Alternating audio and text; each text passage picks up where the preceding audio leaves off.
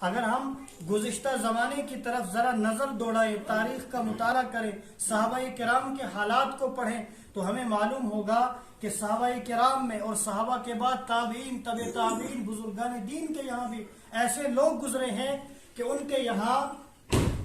جماعت چھوڑنے کا تو سوال ہی، نماز چھوڑنے کا تو سوال ہی پیدا نہیں ہوتا تھا. وہ جماعت کی نماز بھی کبھی ترک نہیں کرتے تھے. اور جماعت کی نماز بھی چھوڑو، وہ جب جماعت کھڑی ہوتی ہے اور پہلی تکبیر اللہ اکبر جو کہتا ہے امام، وہ اس تکبیر سے بھی پہلے ہی جماعت کے اندر حاضر ہوتے تھے، یعنی تکبیر اولیٰ کا بھی اہتمام کرتے تھے. اور تکبیر اولیٰ کا اہتمام کرنے کی فضیلت احادیث کے اندر آئی ہے. اللہ کے حبیب صلی اللہ علیہ وسلم نے فرمایا کہ جو شخص 40 دن تک تکبیر اولیٰ کی پابندی کے ساتھ جماعت کے ساتھ نماز ادا کرے. تکبیر اولیٰ کہتے ہیں کہ امام جب نماز پڑھانے کے لیے پہلی تکبیر اللہ اکبر کہہ کر ہاتھ باندھ لے.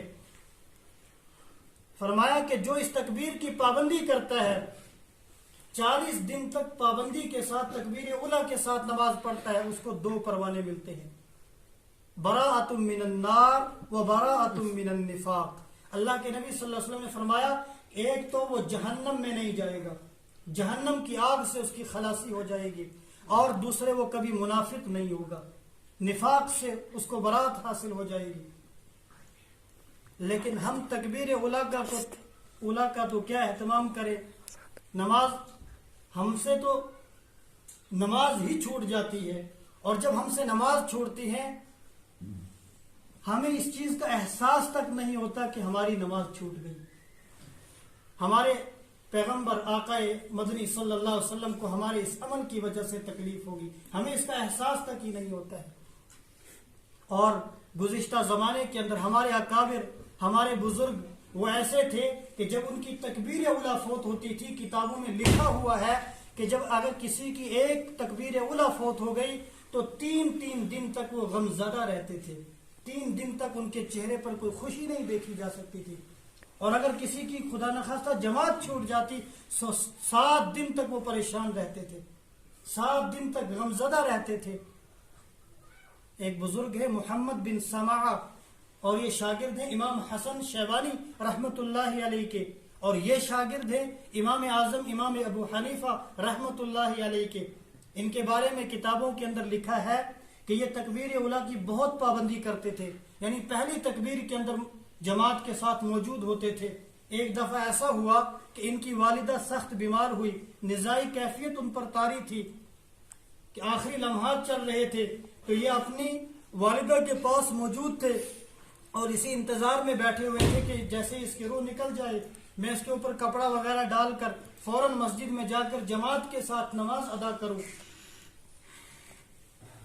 تو اسی انتظار میں کچھ دیر ہو گئی، والدہ کا انتقال ہو گیا. انتقال ہونے کے بعد والدہ کے اوپر انہوں نے ایک کپڑا ڈال دیا، اور کپڑا ڈالنے کے بعد مسجد میں پہنچے جماعت کے ساتھ نماز ادا کرنے کے لیے. جیسے ہی مسجد کے دروازے سے اندر آئے دیکھا جماعت ہو چکی ہے، امام صاحب نے دائیں بائیں سلام کہہ دیا ہے. تو اب یہ بہت پریشان ہوئے، بہت غمزدہ ہوئے کہ آج 40 سال کے بعد پہلی مرتبہ تکبیر اولیٰ فوت ہو گئی. لیکن انہوں نے دل کے اندر سوچا کہ میری تکبیر اولیٰ فوت ہو گئی. میں نے کتابیں پڑھی ہے، کتاب ہے موطا امام مالک رحمت اللہ علیہ کی. اس کتاب کے اندر روایت موجود ہے کہ جو شخص جماعت کے ساتھ نماز پڑھتا ہے اور جو اکیلے نماز پڑھتا ہے، جو جماعت کے ساتھ نماز پڑھی جائے گی وہ اکیلے نماز پڑھنے والے سے 25 درجہ جو ہے زیادہ فضیلت رکھتی ہے، اور دوسری روایت کے مطابق 27 درجہ زیادہ فضیلت رکھتی ہے. تو اب ان کے ذہن کے اندر یہ حدیث آئی، اور ساتھ ہی ساتھ یہ خیال آیا کہ میں ایسا کرتا ہوں کہ پہلے اپنے محلے کے اندر ذرا چکر لگاؤں کہ کوئی ایسا شخص مجھے مل جائے جس نے ابھی نماز نہیں پڑھی ہوگی، اس کے ساتھ جماعت کے ساتھ نماز ادا کر لوں گا. جب اس نے پورے محلے کے اندر ڈھونڈ لیا تو کوئی، وہ زمانہ ہی اتنا مبارک اور اتنا پاکیزہ ماحول تھا کہ ڈھونڈنے سے بھی کوئی بے نمازی نہیں ملتا تھا. اور آج کا ماحول آپ سب کو معلوم ہے کہ اگر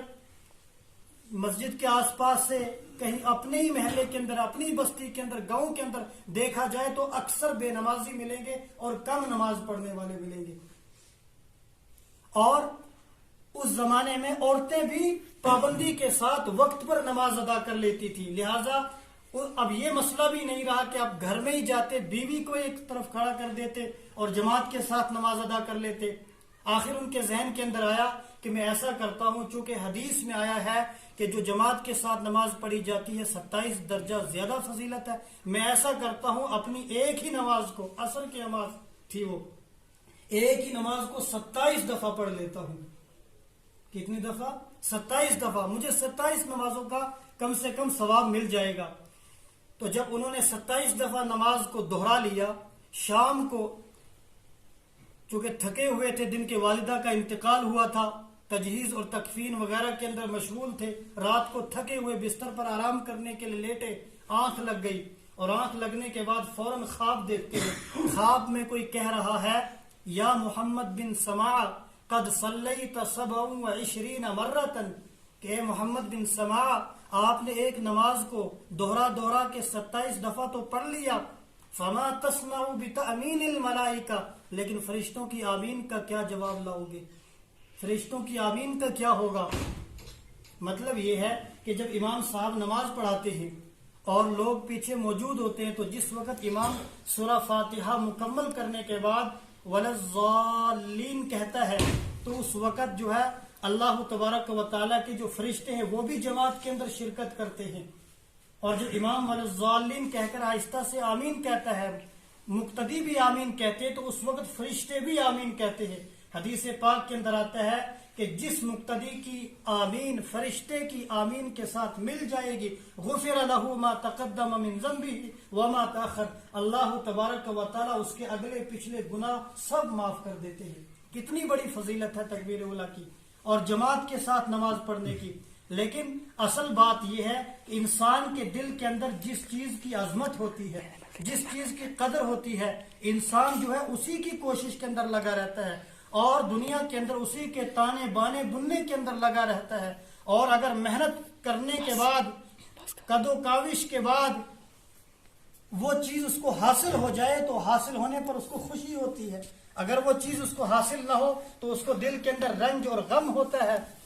ہمارے نزدیک چونکہ دنیا ہی سب کچھ ہے، اور دنیا کی لذتیں، دنیا وسلم کے طریقے ہم سے چھوٹتے چلے جائیں، اس کی ہمارے دل کے اندر عظمت نہیں، قدر نہیں، اس لیے ہمیں کوئی رنج بھی نہیں ہوتا، کوئی دکھ بھی نہیں ہوتا ہے۔